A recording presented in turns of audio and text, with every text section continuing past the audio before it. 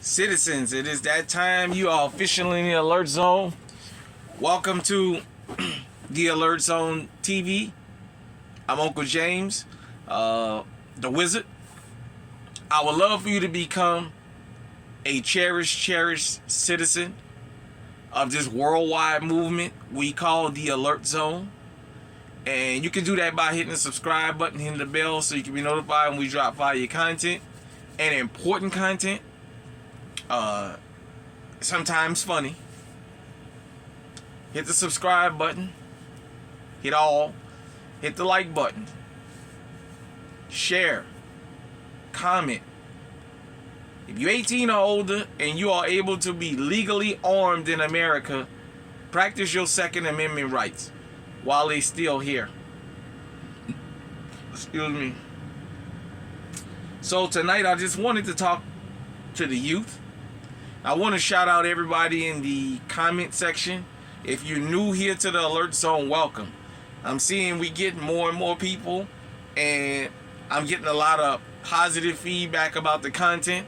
And as I always say, even if you don't agree with something, we can agree to disagree, and maybe we can come to a agreement, because I'm not perfect. I don't know everything. Nobody does, and ain't no need for me going into that. I just don't want to be accused of saying something that I didn't do, say, or advocating for something I never advocated for. Here in the Alert Zone, we never advocate for you to be the aggressor, nor do we ever advocate for violence. We don't advocate that. We advocate using your firearms for self-protection and stress relief, and to put food on the table and what have you, and you have the right to protect yourself. So this message is going to be to the youth. Now, you guys hear me mention the old channel a lot. Let me turn this heat off, man.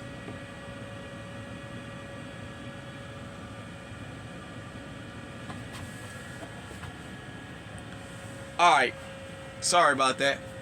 You guys may hear the heat in the back. It's kind of chilly here. I just got parked for the night.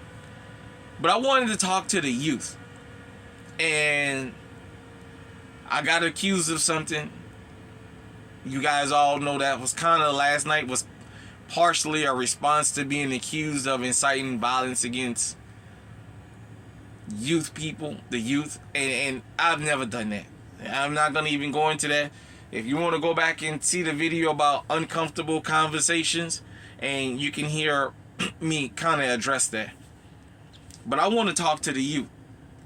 If you 15 to about 25, if you're 15 to 17, you can't legally be armed.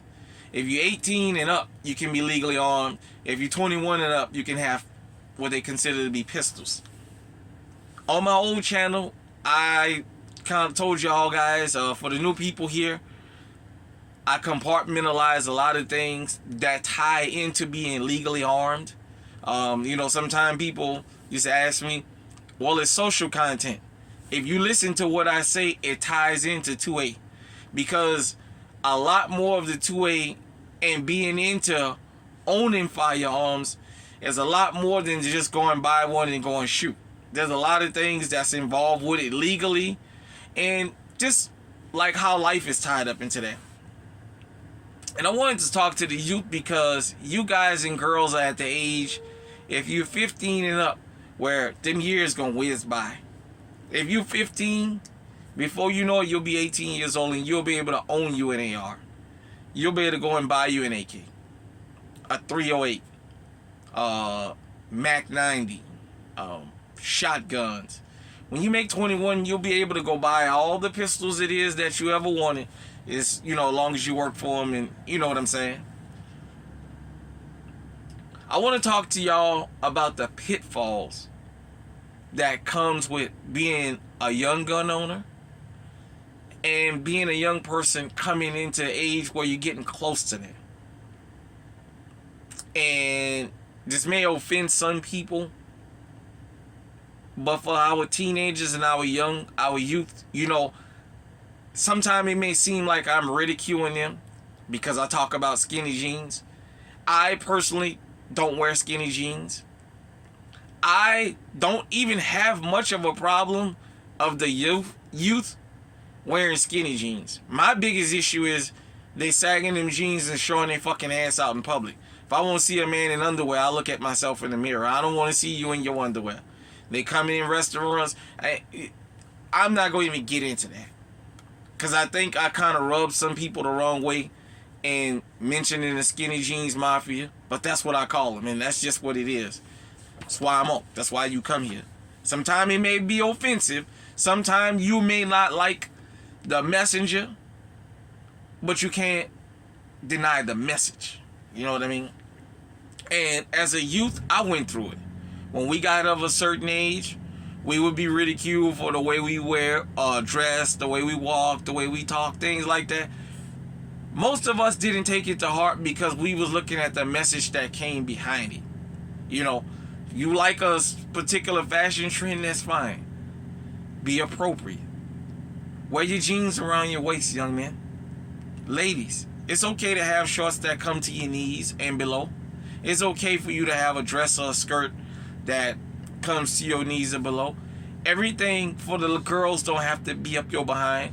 Your shirts don't have to be unbuttoned to here. To the men, it's okay for you to have your pants around your waist. We don't have to see your underwear. Some of y'all got on Tommy Hilfiger or Polo or whatever designer underwear y'all wear. Now, that's fine. Let your ladies see that, or your ladies, or what have you. But I really wanted to talk about gun safety, learning how to safely operate a firearm, and learning how to choose the right people to be around that have your best interests at heart. And let me explain what I mean by that. You can have friends that's straight street dudes. That's just what they are, and that's what they're gonna be. And yet, if they really think enough about you, they'll still tell you, hey, you see, I'm doing this, and that. I don't want you out here. Don't ever let me catch you out here doing that. You know what? Knock on wood, even though it's not wood I'm knocking on. I had friends that thought about me like that when I was a teenager. I'll share a little something with y'all. I'm not going to go into names and what have you. By the time I made 13, 14 years old, some of my friends that I was close with was smoking weed. They was drinking. A lot of them was snorting powder. Some of them started snorting heroin. Yeah, as teenagers. If you're from the old New Orleans, you know what I'm talking about. In the early 90s, the bounce rap went from talking about women shaking their bodies and girls shaking their bodies to talking about getting high. They started making songs about that. I never got high. I never got drunk. I didn't do any of that. But you know what? I thank my friends for making sure that I never got into that. And they would tell me, this is what we do. We don't want to see you doing this. That wasn't me. That's not what I am. I'm okay with me. Let me explain something to the young men. To the young men. There's nothing wrong with not being tough. You don't have to show to the world you're a tough guy. If you have to put somebody in their place, then so be it. Going out here committing crimes to be with the boys and what have you, at the end of the day, they tell you one thing about the streets. One or two things is true. Graveyard or the jailhouse. I've never met a 75-year-old drug kingpin that can tell me I was a kingpin for 40, 50 years. I never went to prison, and I'm still alive. I've never been able to hide. It doesn't happen. Let me explain something to y'all, the youth. Some of the closest people to you are going to be the people you're going to have to watch. I know this might be uncomfortable, but it's got to be talked about. Some of your friends, once you make it to the age where you are able to be legally armed, are going to go out and start beefs, and they're going to call you because they know you got a firearm. Some of your friends going to be out in public with you because they know you got a firearm in that car, and they'll start a damn argument. They'll start a fight. They'll do something and put you in a position where you got to defend them. Is it worth it?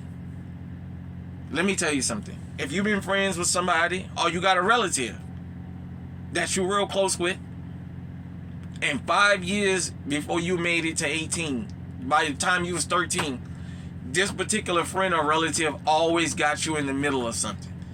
They always had you in the middle of something. They always started something and got you. Because deep down, you know if that's what's going on or not. But they came and they got you in the middle of something.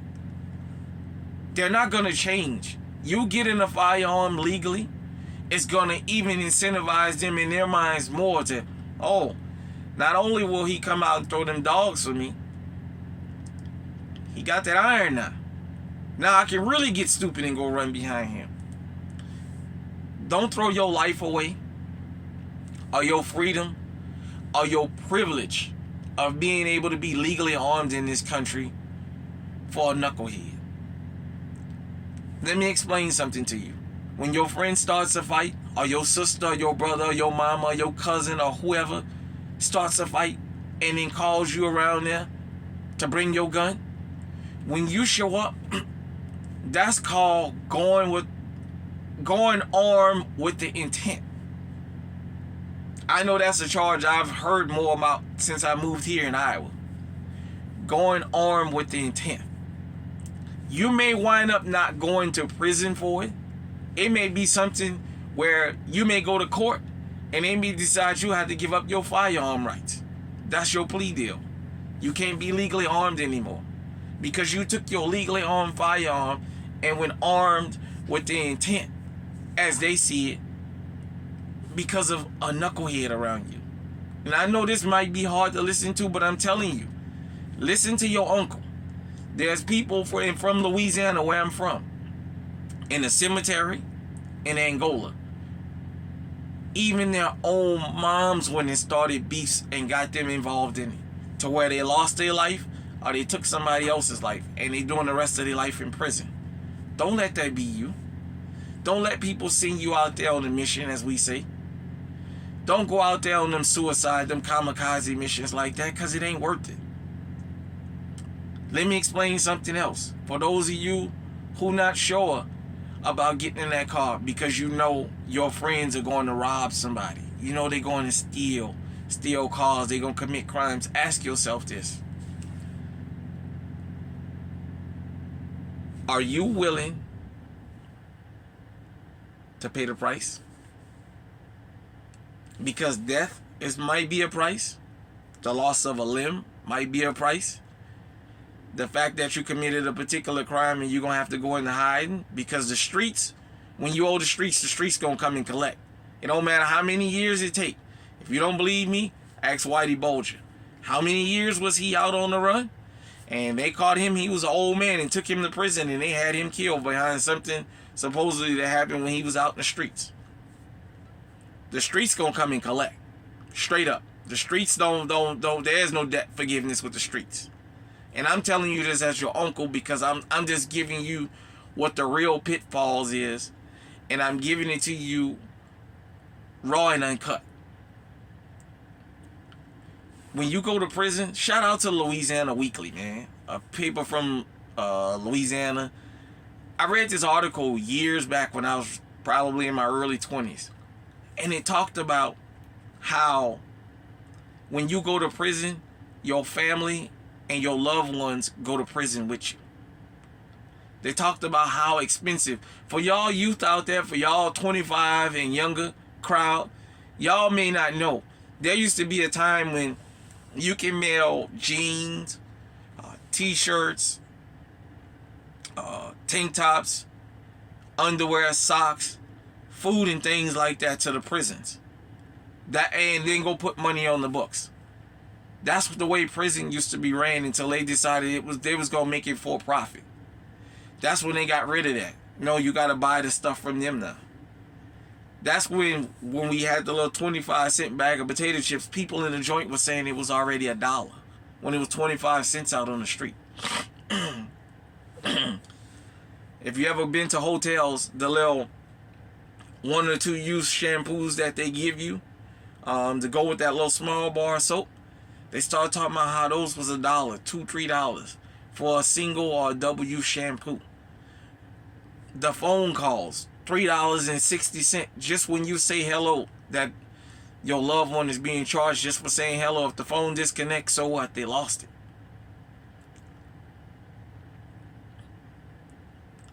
How many people, let me explain something to you, to the men and the women, the young boys and the young girls. The odds of 5 of y'all going and commit a crime together and 5 of y'all keeping y'all mouth closed is slim and almost none. That is very rare for that many kids to go out and commit a crime and nobody say nothing. It's very rare for that many adults to go out and commit a crime and nobody say nothing, let alone kids. Don't throw your life away, man. There ain't nothing cool about being in prison.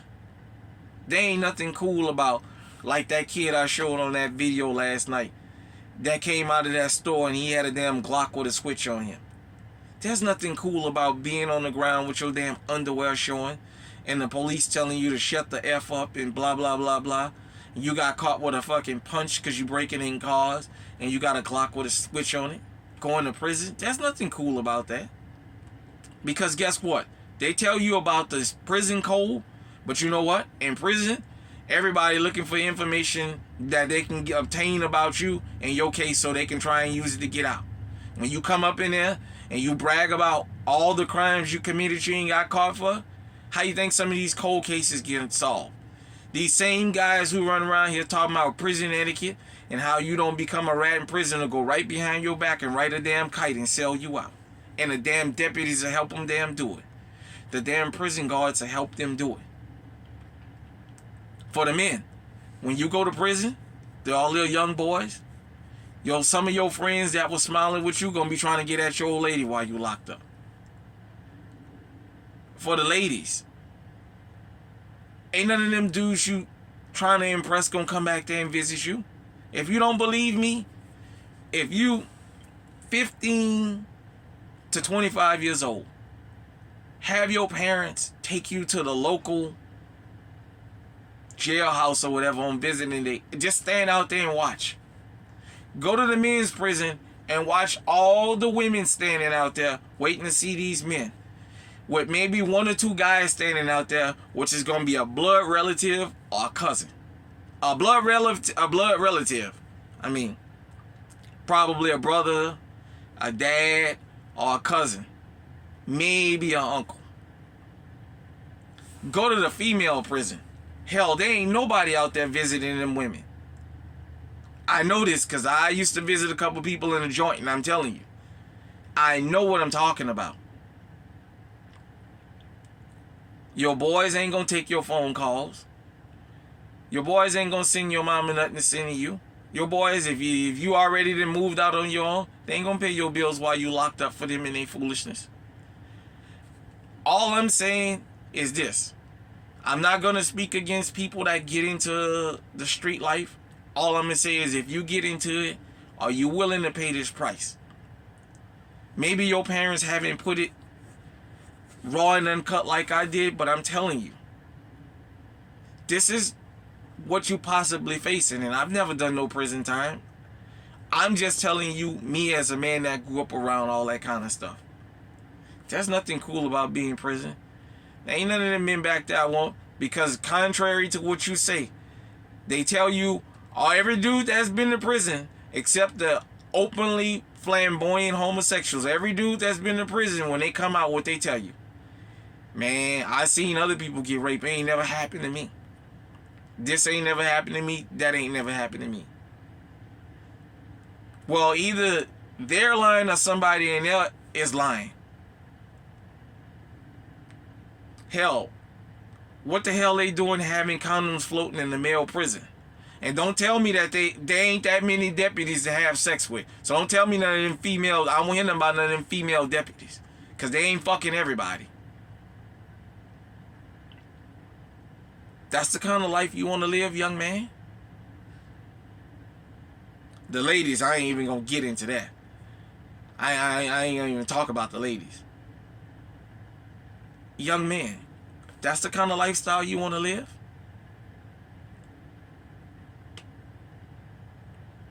I'm telling you, this is a dog-eat-dog world.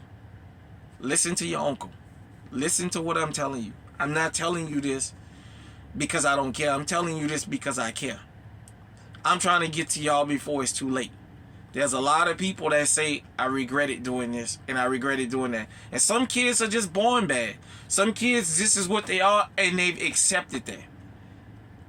What I'm saying is, if you're going to get in there and you're going to get in the street and you're going to play that game, are you willing to pay the price, the piper? Are you willing to pay the price that it costs? Are you willing to give up a limb? Are you willing to give up your life? Are you willing to go and do life without parole? Are you willing to pay any of the consequences that the streets have? Because you're going to pay one. 9 3/4 times out of 10. There's this few here and there that slip through the cracks, but for the most part, you're going to pay. Are you willing to pay that price? Now, there's some people that tell you, I'm going to do this until I close my eyes, and they mean it. And hey, I got to respect them because, as they say, this was the life I chose. I'm going to take the punishment that come with it. I knew what I was getting into. But that's not the majority of people. All these guys telling you they was men when they came out of the prison like they went in. Where these women who ain't had sex because their old man been in jail for 10 years, where they getting these VDs from? These venereal diseases. She ain't had sex with a man in 10 years. Her man get out, and 3 months later, she got the itch. She in the hospital. She at the clinic. She's finding out she's got a sexually transmitted disease. Well, she ain't had sex. Where she get it from? These are real topics. I understand it might be uncomfortable. But to the youth, we don't uplift y'all. To me, I feel like a lot of times the youth feel like they crapped on. We may not seem like we uplifting y'all. I don't have a lot of problems with what goes on with the youth. But I want the youth to understand something. There's a lot of consequences out here, man. The streets is relentless. It ain't worth it. Because I decided to stay on the right path. I'm not going to tell you I'm a millionaire and I'm living in Beverly Hills, because I'm not. But I'm living to tell you this story. I'm living to give you this advice. I did good enough that I'm legally armed.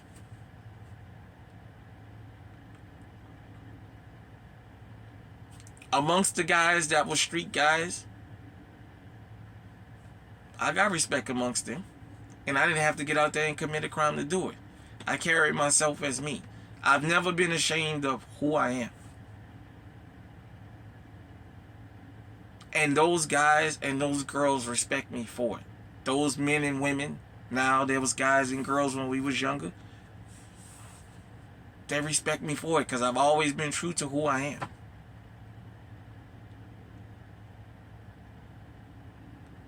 Ask yourself, is it worth it? See, because everybody see all the glamour and the glitz. Look at that rapper Young Thug. I don't want to put it on just rappers, and I don't want to racialize this. But I'm just going to use him as a case study. He's a millionaire. He's the one supplying jobs to everybody. Look at what he's wrapped up into. This guy can possibly lose his life, his freedom, and what have you. And he's out here employing people. Excuse me. You know what I'm saying? So I'm not going to get into his case because I don't keep up with it like that. I'm just saying.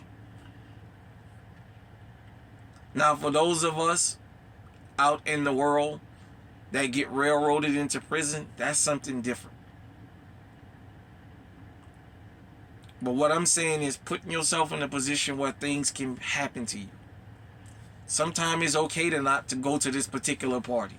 Because you know this guy and this guy don't get along. And they're going to both be there.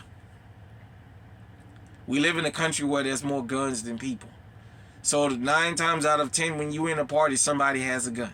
Period, point blank. There's nothing wrong when you out there and you're enjoying yourself. And you see 2 people looking at each other and giving each other mean mugs. There's nothing wrong with leaving. There's nothing wrong with going into a club or a party or a hall or what have you, and thinking when you walk in there, where would be my emergency exit if the stuff hit the fan? There's nothing wrong with that. There's nothing wrong with growing old. There's nothing wrong with being a suburban kid. If you're from the suburbs, man, the worst thing out here is a wannabe. You know how they say the only thing worse than a gangbanger is a gangbanger wannabe, because they'll go above and beyond to try and prove what they are?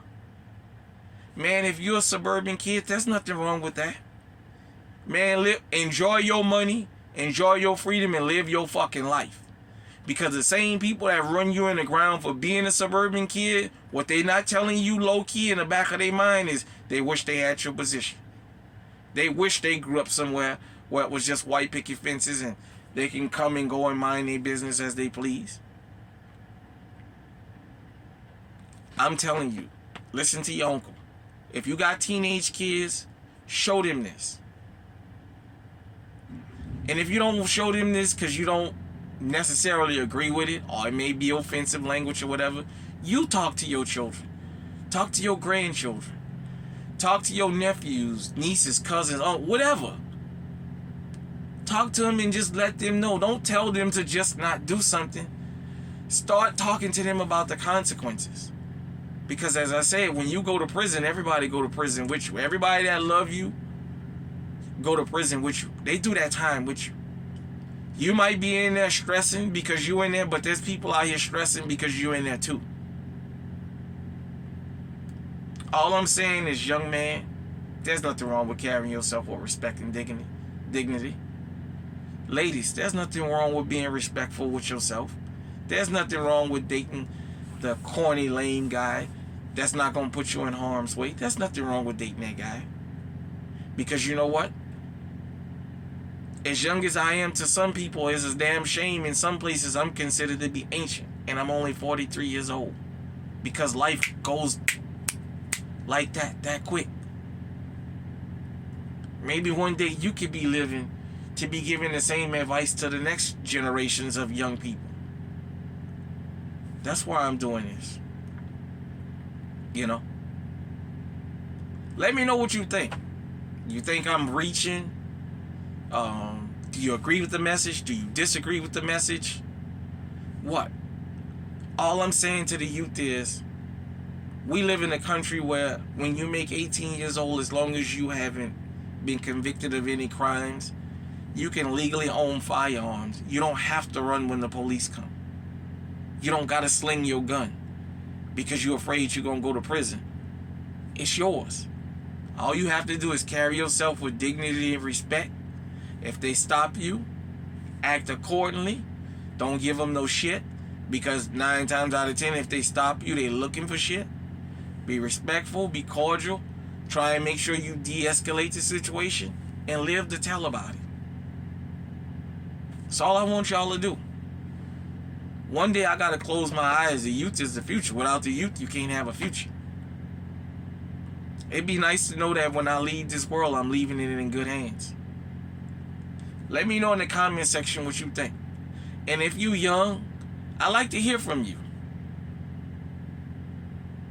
Till next time, stay safe, stay armed, stay on high alert.